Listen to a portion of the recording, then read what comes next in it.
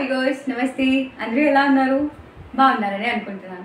So ఇవాళ మనం cancer causing foods గురించి తెలుసుకుందాం. సో మనం ఏ ఫుడ్స్ తీసుకుంటే మనకి క్యాన్సర్ వస్తుంది, అసలు ఈ క్యాన్సర్ ఎలా వస్తుంది అండ్ దానికి కారణాలు ఏంటి అనేది కూడా డీటెయిల్గా మాట్లాడుకుందాం. సో ఎవరైనా కొత్తగా మన ఛానల్ చూస్తున్నట్లయితే ప్లీజ్ నా ఛానల్ సబ్స్క్రైబ్ చేసుకోండి, నా వీడియోస్ని మీ ఫ్రెండ్స్కి షేర్ చేయండి సో దట్ నాకు మోటివేటింగ్గా ఉంటుంది కొన్ని వీడియోస్ చేయడానికి.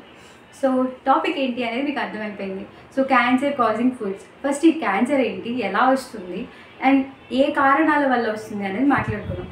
సో క్యాన్సర్ అనేది ఓవర్ గ్రోత్. సో మన సెల్స్ అనేవి పర్టికులర్ టైంకి పర్టికులర్ సైకిల్లో రెప్లికేషన్ అనేది జరగాలన్నమాట. ఒక సెల్ 2గా మారుతుంది, 2 సెల్స్ 4గా మారుతాయి, అలా జరుగుతూ ఉంటుంది. సో ఇక్కడ అన్కంట్రోల్డ్ గ్రోత్ అనేది జరుగుతుంది. ఎలా అన్కంట్రోల్డ్ గ్రోత్ వస్తుంది అంటే బయట నుండి కొన్ని ఫ్యాక్టర్స్ ఉండొచ్చు అండ్ మన జెనెటికల్గా కూడా ఇష్యూస్ ఉండడం వల్ల అన్కంట్రోల్డ్ గ్రోత్ అనేది జరుగుతుంది అనమాట. అంటే యూజువల్లీ ఒక సెల్ అనేది తయారవ్వడానికి మనకి 24 నుంచి 48 అవర్స్ పడితే క్యాన్సర్ సెల్ గ్రో అవ్వడానికి 12 అవర్స్ మాత్రమే పడుతుంది. సో ఇలా క్యాన్సర్ అనేది అన్లిమిటెడ్ గ్రోత్ అనేది ఉంటుంది.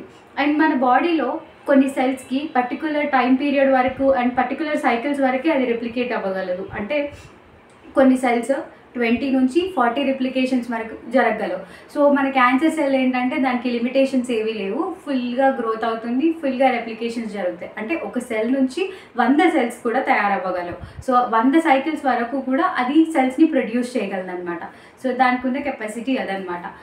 ఓకే, దేని కారణాల వల్ల జరుగుతుంది అంటే మనం తీసుకునే ఫుడ్ మేజర్ కారణంగా ఉంది. ఇప్పుడైతే ఈ కరెంట్ జనరేషన్లో మనం తీసుకునే ఫుడ్డే మేజర్ కారణం. అండ్ సెకండ్ థింగ్ వచ్చేసి జెనెటికల్ ఇష్యూస్.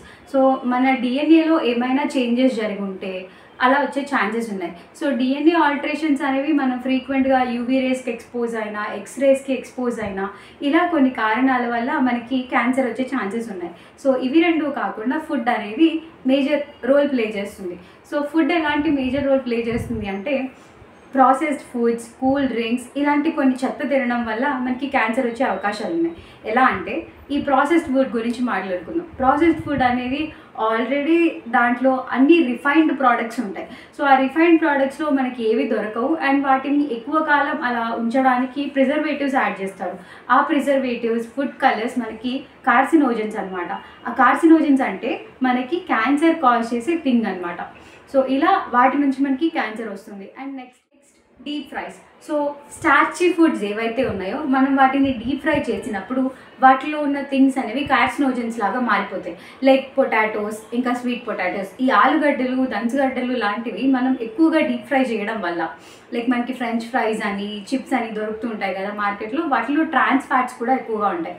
సో ఇలా high fat, high sodium content ఉన్న ఫుడ్తో పాటుగా ఈ స్టార్చ్ అనేది బాయిల్డ్ అవి అంటే ఎక్కువగా ఫ్రై అవ్వడం వల్ల, డీప్ ఫ్రై లాంటివి అవ్వడం వల్ల మనకి ప్రాబ్లం వస్తుంది. అండ్ ఇంకొకటి ఏంటి అంటే మనం వేడి వేడి నూనెలో దీన్ని వేయించడం వల్ల దాంట్లో ఏంటంటే హై ఫ్లేమ్లో వేయించడం వల్ల దాంట్లో ఉండేవన్నీ కూడా న్యూట్రియంట్స్ ఎగిరిపోతాయి. సో అలా న్యూట్రియంట్స్ ఎగిరిపోయాక దాంట్లో ఏం మిగలవు, దాన్ని మనం తిన్నా కూడా వేస్టే. And at the same time ఇప్పుడు కార్సినోజన్స్ అనేవి తయారవుతున్నాయి. అండ్ మనం ఈ ఫ్రెంచ్ ఫ్రైస్, చిప్స్ లాంటివి తినేటప్పుడు సాస్ లాంటిది యాడ్ చేసుకుంటాం, టొమాటో కెచప్ లాంటిది యాడ్ చేసుకుంటాం. ఈ టొమాటో కెచప్ అనేది దానికి ఆ కలర్ రావడానికి ప్రిజర్వేటివ్స్ యాడ్ చేస్తారు. సో ఈ ప్రిజర్వేటివ్స్ కూడా మేజర్ రోల్ ప్లే చేస్తుంది అనమాట. ఈ ప్రిజర్వేటివ్స్ ఇంకా కలర్స్ రెండూ కూడా కార్సినోజన్స్. నేను ప్రీవియస్లీ ఒక వీడియో చేశాను, జమ్స్లో ఉండే కలర్స్ అన్నీ కూడా హార్మ్ఫుల్ కలర్స్. కొన్ని కంట్రీస్లో దాన్ని బ్యాన్ చేశారు, వాటిని తీసుకోవడం వల్ల పిల్లలకి క్యాన్సర్ లాంటివి వస్తున్నాయని చెప్పాను నేను.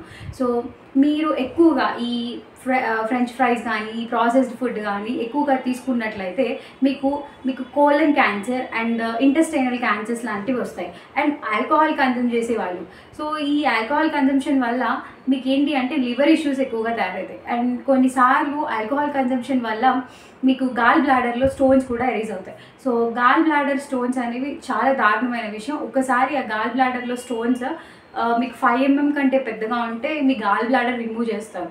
సో మీకు బైల్ జ్యూస్ అనేది గాల్ బ్లాడర్లోనే స్టోర్ అయి ఉంటుంది.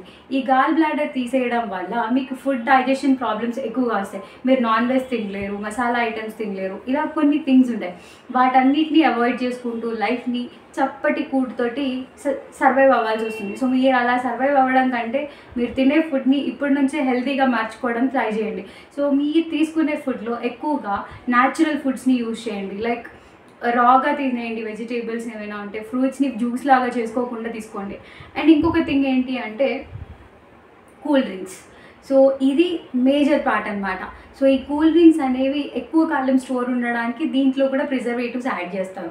సో వీటిల్లో మనకి క్యాన్సర్ కాజ్ చేసే కొన్ని కాంపోనెంట్స్ ఉన్నాయన్నమాట. వాటితో పాటుగా ఈ ఈ ఏవైతే కూల్ డ్రింక్స్ ఉన్నాయో అవి లిటరల్లీ ఒక ఇండైరెక్ట్ వే అనమాట. అవి ఏంటంటే టాయిలెట్ క్లీనర్స్ సింప్లీ చెప్పాలంటే. సో వాటిని కొన్ని ఆల్టరేషన్స్ చేసి కంప్లీట్ టాయిలెట్ క్లీనర్స్ లాగా చేస్తారు. సో మీరు గుర్తుపెట్టుకోండి, మీకు ఎప్పుడైనా మీరు కూల్ డ్రింక్స్ చూస్తే టాయిలెట్ క్లీనర్స్ గుర్తుకు రావాలి. సో మీరు కూల్ డ్రింక్స్ని అవాయిడ్ చేయడానికి ట్రై చేయండి. దానివల్ల కూడా క్యాన్సర్ వస్తాయి. సో చిన్న పిల్లల నుంచి పెద్దవాళ్ళ వరకు కూడా ఈ హ్యాబిట్ అనేది చాలా మందికి చూస్తుంటాం మనం. సో ఇది అవాయిడ్ చేసేయండి. పిల్లలకి చిప్స్ లాంటివి మానేయండి. దానికి బదులుగా వాళ్ళకి పాప్సికల్స్ లాంటివి అలాంటివి ఇవ్వడానికి ట్రై చేయండి. సో మీరు ఇచ్చే ఫుడ్ షుగర్ ఫ్రీ ఫుడ్ ఇవ్వండి. ఎక్కువ షుగర్ ఉన్న ఫుడ్ వల్ల కూడా మీకు ప్రాబ్లమ్స్ వస్తాయి. సో ఇన్సులిన్ రెసిస్టెన్స్ వస్తుంది. సో క్యాన్సర్ సెల్స్కి ఆల్రెడీ మీ బాడీలో క్యాన్సర్ సెల్స్ ఉన్నాయనుకోండి, వాటికి షుగర్ కావాలి. ఇలా ఇలా ఇలా షుగర్ కోసం వెయిట్ చేస్తుంటాయి. ఎందుకంటే షుగర్ నుంచి దానికి ఎనర్జీ దొరుకుతుంది.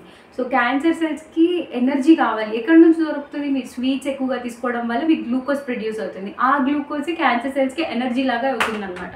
సో ఈ ప్రాబ్లమ్ని మీరు దానికి మీరు ఫుడ్ అందజేయట్లేరు అనుకోండి, ఆ క్యాన్సర్ సెల్స్ చనిపోయే అవకాశం ఉంది. సో అందుకని మీరు తినేటప్పుడు కూడా స్వీట్స్ ఎక్కువగా అవాయిడ్ చేసేయండి.